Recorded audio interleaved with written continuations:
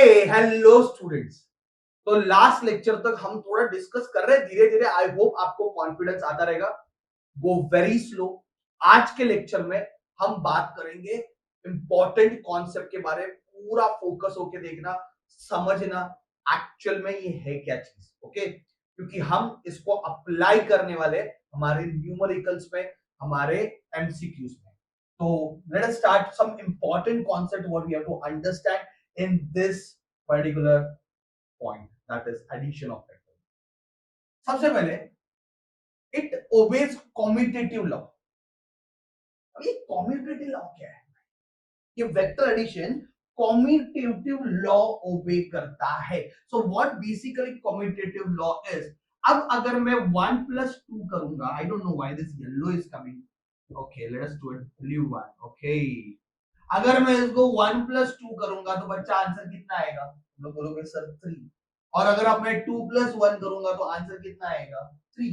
मतलब आप 1 plus 2 करो या फिर 2 plus 1 करो, आंसर तो भाई 3 आने वाला है। इसी को बोलते हैं कॉम्यूटेटिव लॉ। तो वेक्टर भी आप कैसे भी ऐड करो, कोई टेंशन नहीं है। आप p vector plus q vector करो या फिर q vector plus p vector करो, answer is same. That is सबसे इजी चीज। ठीक है, मतलब ये इसका टेंशन नहीं है, कोई से भी ऐड करो आंसर सेम ही आने वाला है। ओके, आगे जाके हम देखेंगे मल्टीप्लिकेशन वगैरह में, क्रॉस प्रोडक्ट में वगैरह, कि ये लॉ कभी कभी ओबे नहीं होता है, कभी नहीं होगा मैं बताऊंगा। और फिलहाल तो ओबे हो रहा है भाई, कैसे भी ऐड करो आंसर सेम ही आना है। p vector plus q vector और q vector plus p vector से आंसर हमेशा क्या आएगा? सेम आएगा। That is commutative law. दूसरा है that is associative law.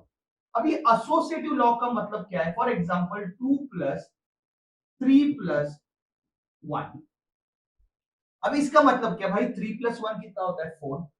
4 plus 2 कितना होता है? 6। मतलब इन दोनों को ऐड किया, एक नंबर मिल गया और फिर मैंने 2 के साथ ऐड किया। या फिर आप 2 प्लस 3 करो, प्लस 1 करो, आंसर क्या आएगा? सेम। आप बोले क्या बात दे रही, क्या बता रहे हो? ये तो पता है हम लोग को। और इसी को हम बोलते हैं एसोसिएटिव लॉ। ये जो 3 है ये पहले 1 के साथ एसोसिएटेड है, अब ये 2 के साथ एसोसिएटेड है, ऐसा समझ सकते हैं। तो इसलिए इसको एसोसिएटिव लॉ बोलते हैं। इसका मतलब ये है कि इन दोनों को ऐड करके जो आंसर आएगा उसको 2 के साथ ऐड करो, या फिर 2 और 3 को ऐड करके जो आंसर आएगा उसको 1 के साथ ऐड करो, final answer is going to be same. That is law of associative.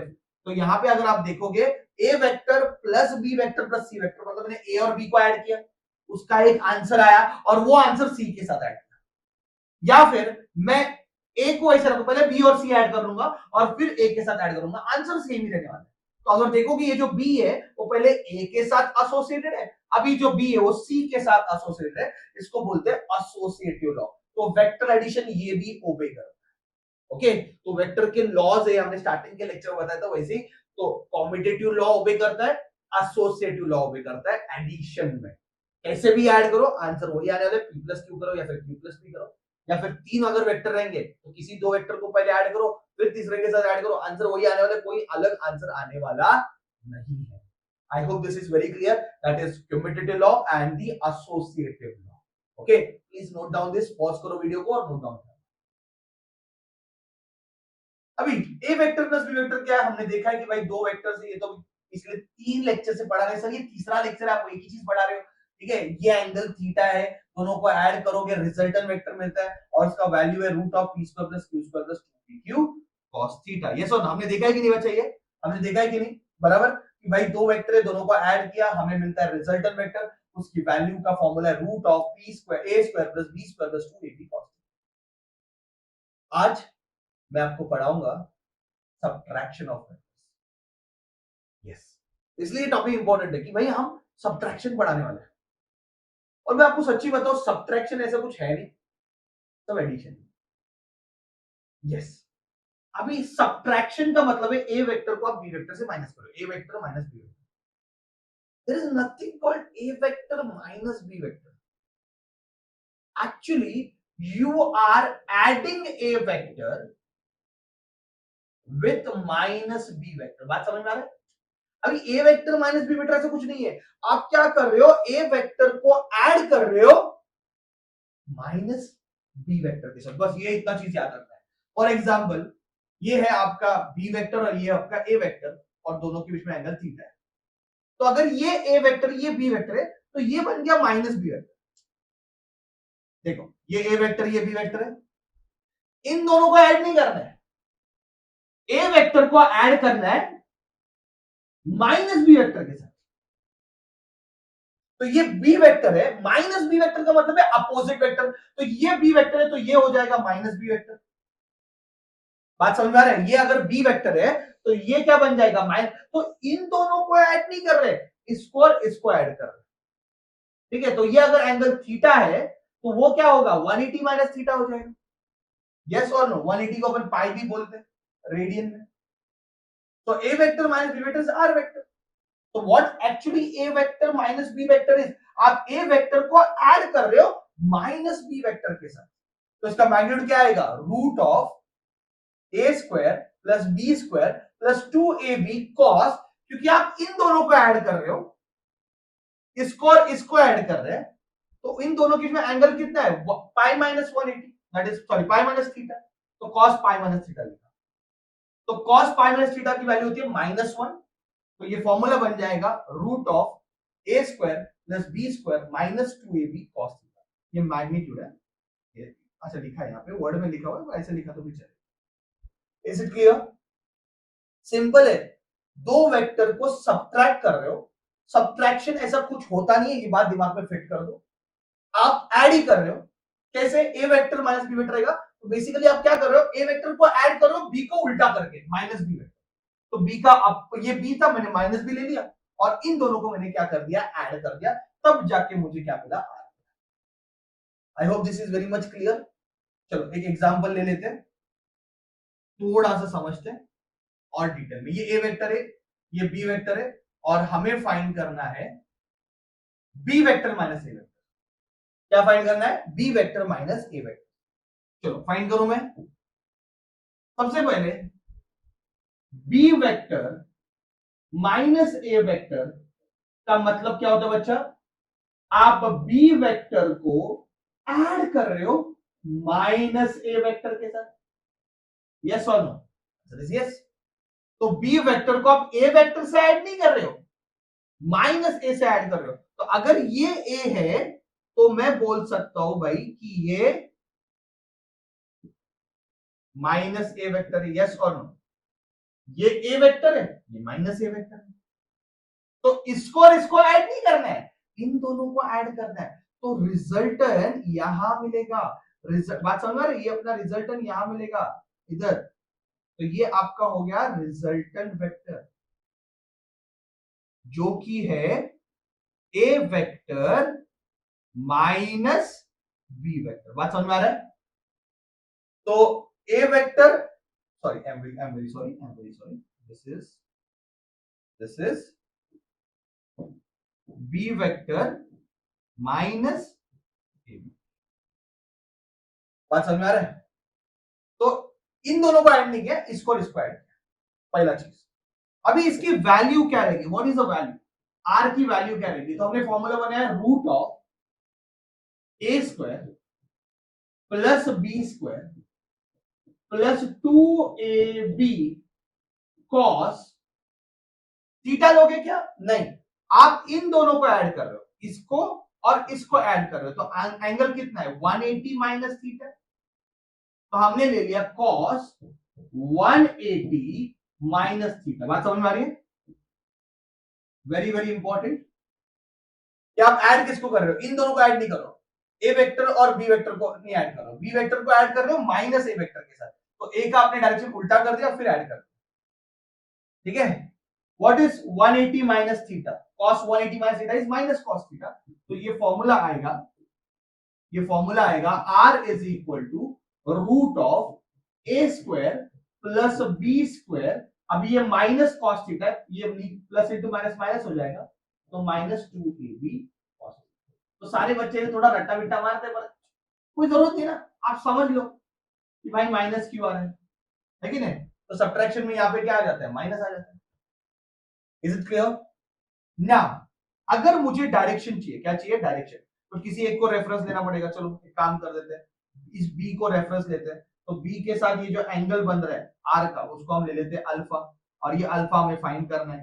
तो अल्फा फाइंड करने के लिए फॉर्मूला क्या लगाओगे, याद करो, tan alpha is equal to जिसके साथ एंगल नहीं है, ये अल्फा किसके साथ नहीं है, किसके साथ नहीं है, अल्फा किसके साथ नहीं है, ए के साथ, तो ऊपर क्या आएगा ए बराबर है साइन 180 माइनस थीटा अपॉन जिसके साथ एंगल है, जिसका एंगल है मतलब बी, प्लस ओके क्या आएगा कॉस 180 माइनस थीटा। बात समझ में आ रहा है?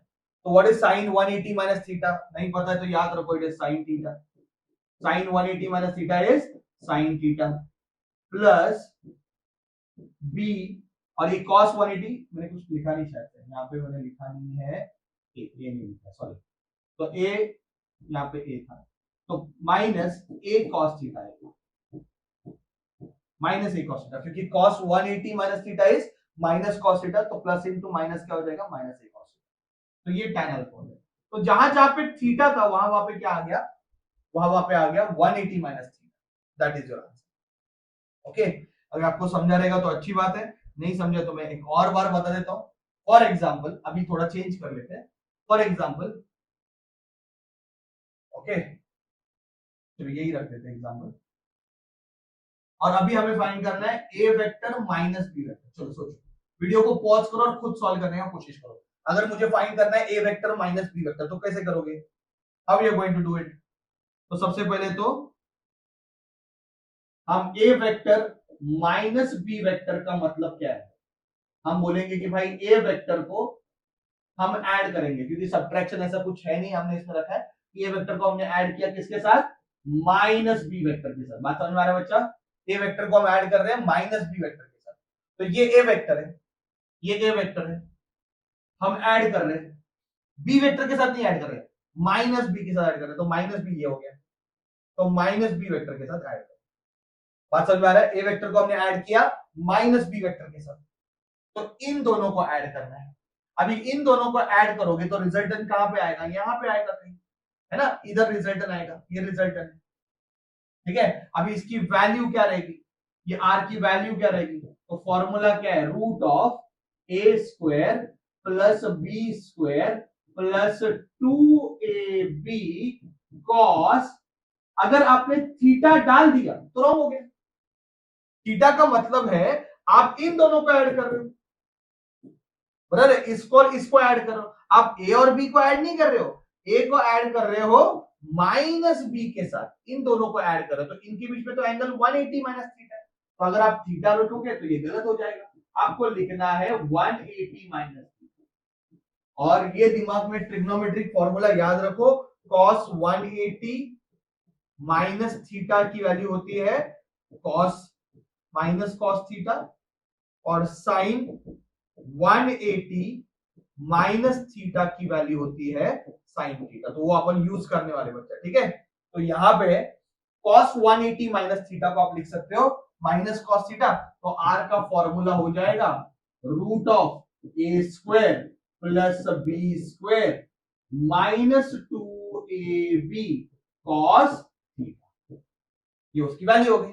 अभी अगर आपको डायरेक्शन चाहिए तो किसी को तो रेफरेंस लेना पड़ेगा, बताओ किसको रेफरेंस ले, आप बोलोगे सर ए को रेफरेंस ले लो, चलो तो ए को रेफरेंस लिया तो ये क्या हो गया आपका डायरेक्शन, दैट इज अल्फा, इसको हमने अल्फा नाम दे सकते। तो बताओ tan अल्फा का फॉर्मूला क्या है, शॉर्टकट क्या बताया था मैंने इसके पहले लेक्चर में, जिसके साथ एंगल नहीं है, तो अल्फा किसके साथ नहीं है, बी के साथ, माइनस लेने का जरूरत नहीं है, सिर्फ मैग्नीट्यूड लो, माइनस साइन बता दे कि वो अपोजिट है तो सिर्फ बी लिया, साइन जिसके साथ एंगल नहीं है साइन 180 माइनस थीटा अपॉन जिसके साथ एंगल है, किसके साथ एंगल है ए, प्लस बी जिसके साथ एंगल नहीं है cos 180 माइनस थीटा। बात समझ में आ रहा है, अभी साइन 180 माइनस थीटा की वैल्यू कितनी है, sine theta, cos 180 minus theta की वैल्यू कितनी है, माइनस cos थीटा, ये वैल्यू यहाँ पे सब्स्टिट्यूट करो तो ये आ जाएगा बी, साइन 180 माइनस थीटा को हमने लिखा